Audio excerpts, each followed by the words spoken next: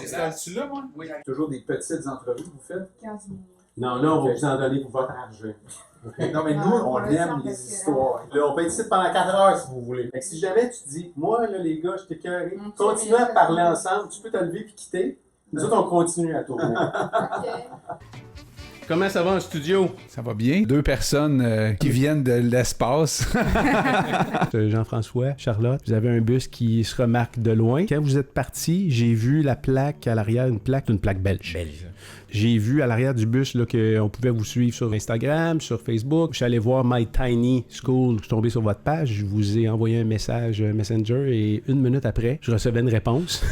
Puis là, je leur ai dit, on fait un show, on partage des passions des gens. Ça vous tente de venir faire une apparition sur le show? Vous avez dit oui tout de suite? Ben oui, Oui. ça va. Ouais. Dan, il m'appelle, il dit là, dimanche soir, es-tu disponible? Il m'explique pourquoi, puis je fais comme, ben voyons donc. Et là, je pose un petit peu de questions, puis là, j'apprends que ça fait 2 ans que vous avez quitté votre domicile. En fait, que vous avez tout vendu. Vous êtes parti à l'aventure avec un bus. On vit dans notre maison sur roue depuis 2 ans. Puis là, je suis comme tombé en bas de ma chaise. Ça vient d'où, cette idée-là? On a toujours eu un rêve au fond de nous de traverser l'Atlantique et de venir voir le Canada. On avait un job, on a eu des enfants, enfin donc la vie de famille s'est installée. Et le train-train quotidien, finalement tu travailles, tu rembourses une maison, tu avances quoi. Et puis un jour on s'est dit qu'il était temps qu'on profite de nos enfants. On y pensait tellement fort et ça se préparait. Et puis en même temps Jean-François a eu un souci de santé qui nous a vraiment fait accélérer le projet et c'est parti sur un ras-le-bol du quotidien, de cette vie, de cette routine qu'on avait en Belgique. Mais voilà, après un jour, un matin, il fait un malaise. Et Un donc, malaise. ouais, il a fait un malaise cardiaque. Ça te rappelle que la vie est courte et qu'il faut en profiter. Donc là, ça a accéléré et on a pris les choses en main. On a commencé à liquider nos affaires, à vendre, à se préparer et puis on est parti. Fait que vous avez vendu tout.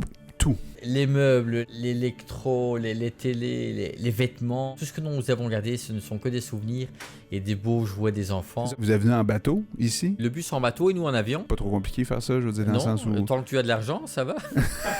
Puis, oui, parce que ça doit coûter de l'argent. 10 000. 10 000. Oui, 10 000 pièces. Fait que tu veux pas le traverser trop souvent, là, tu sais, genre, chérie, on retourne de bord, on oublie du lait à la maison.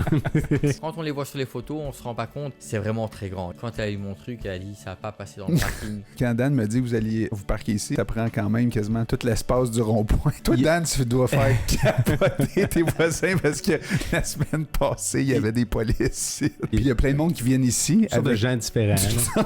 un monde différent. Mais puis là, Puis- toi, t'arrives avec ton espèce de gros autobus. C'est sûr, Non, c'est puis sûr c'est que tu pas- fais jaser. Puis puis je pense que ta femme me dit, il y a quelqu'un qui est assis sur son balcon puis il nous regarde un peu bizarre, fait que je vais aller le voir. Ouais. C'est un autobus, oui, voyageur. Ça fait presque 18 tonnes. Ça fait, tantôt, tu me disais 25 litres au 100. C'est tout qu'un statement, là. Je veux dire, c'est pas une tantolotte qui est parquée chez ta mère, là. En fait, il faut savoir que quand on cherchait le véhicule pour faire notre voyage, on voulait un véhicule familial et on voulait quelque chose d'un peu atypique. Vous vouliez quelque chose de personnalisé. Quand on l'a acheté, il était tout à fait différent. Le véhicule était à l'abandon depuis plusieurs années, depuis 4-5 ans. Il y avait de l'eau partout, le plancher était passé au travers, donc il était vraiment pourri. Quelle année, cet autobus-là? 1985. Le premier but était de voyager 5 ans, en commençant par l'Europe et à ce moment-là uniquement faire l'Amérique. Ma première idée, c'était le détroit de Bering, c'est entre la Russie et l'Alaska là. Là, il y a la mer qui est gelée et mon idée, c'était de parvenir en hiver, Puis de passer là-dessus. de rouler sur la mer gelée pendant 92 km. Fait que tant Mais qu'à se qu'on compliquer voit- la vie, on peut se la compliquer comme il faut.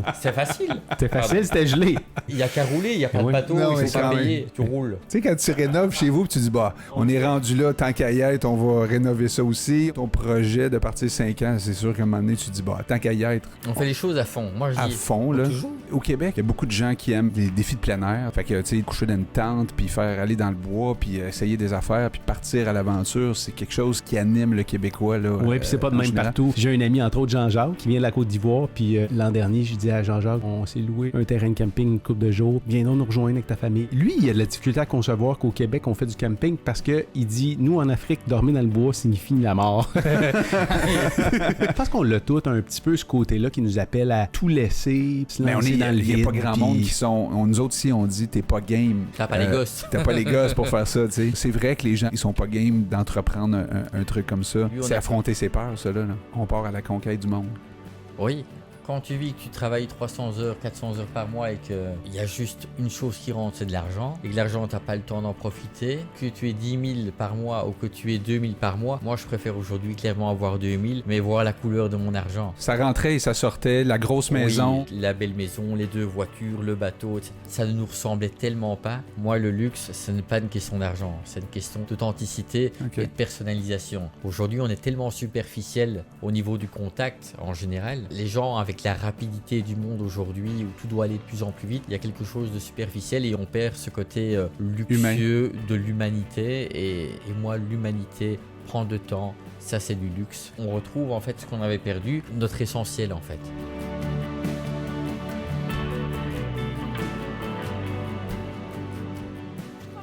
C'est quoi? Toi, prends ça. Allez, Lily. Lily. Oui. Alors. Ah, c'est grand. Là, c'est la salle à manger avec le salon. Là, on a l'imprimante et tous nos livres d'école. Vous avez vos livres d'école? Oui. Vous faites l'école dans le bus? Oui. À tous les jours? Ben là, c'est les vacances. Mais oui, on travaille un peu tous les jours. Ici, c'est une cuisinière comme à la maison. Vous pouvez faire à manger ici? Oui. Là, c'est notre cuisinier, c'est notre frigo. Il y a la salle de bain. Là, on fait la toilette et là, il y a tous les produits. Et là, il y a les médicaments comme là. Là, il y a la douche, la baignoire Victoria, la toilette. Et ici, il y a les chambres. La Victoria, la Charles, le mien. Et on a chacun nos armoires de jeu. Charles, il est là et moi, je l'ai là-bas. On a aussi des armoires de vêtements. Mais moi, j'ai aussi une petite radio. Charles, il n'a pas de radio, mais il a que des livres. Mais ça, c'est plutôt tous les jouets de Victoria. Nous, on a nos armoires. Ça fait combien de temps que tu vis là, ici? 2 ans et demi. Pour combien de temps encore?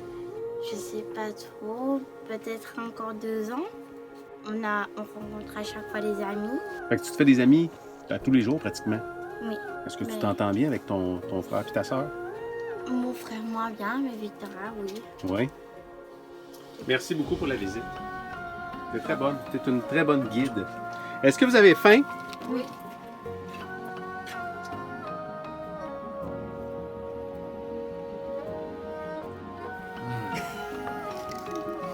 Victoria, tu as assez mangé là, c'est assez. Elle va dormir. Elle va pas dormir. Elle va pas dormir après ça, en tout cas.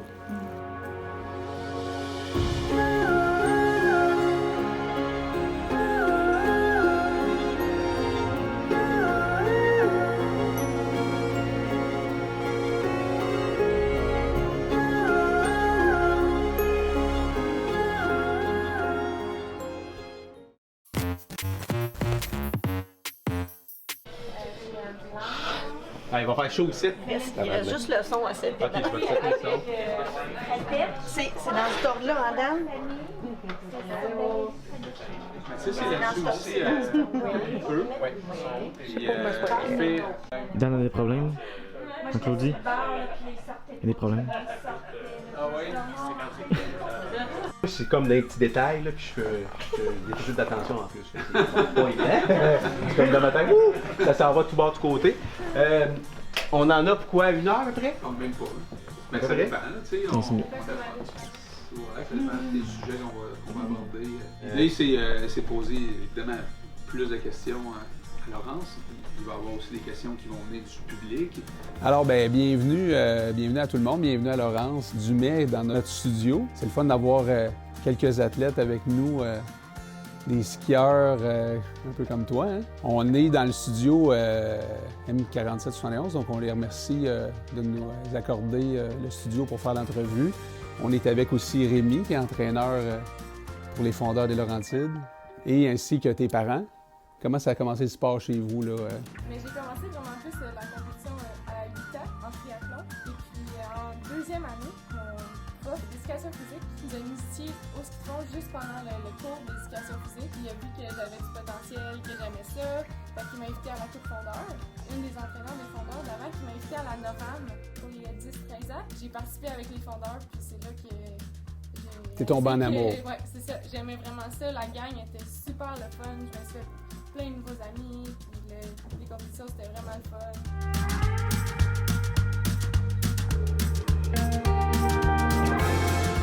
T'as choisi ski de fond? Parce que c'est ça, il y a plus un aspect technique que le vélo n'a pas. Donc c'est vraiment endurance et technique. Donc c'est plus challenging. C'est plus... mot en français. Quand on pense au ski de fond, on pense souvent aux Jeux olympiques, ou les championnats du monde, ou les Coupes du monde. On pense aux pieds gelés et à être essoufflé à monter les côtes. Mais la plupart des gens ne pensent pas à tous les heures d'entraînement et le travail derrière les résultats. Et essayer de trouver un équilibre entre l'entraînement, l'école à temps partiel et le travail pour couvrir les dépenses.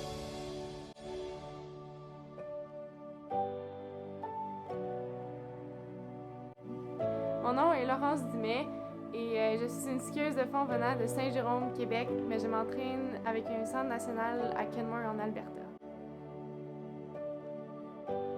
Cette saison, je vais courser sur le circuit Noram, ayant pour objectif de me qualifier pour les championnats du monde U23.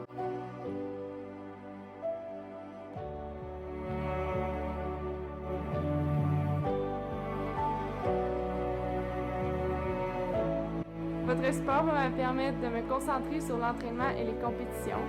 Ça va me permettre de maximiser ma performance athlétique et d'atteindre mes buts de représenter le Canada sur le circuit mondial. Merci beaucoup.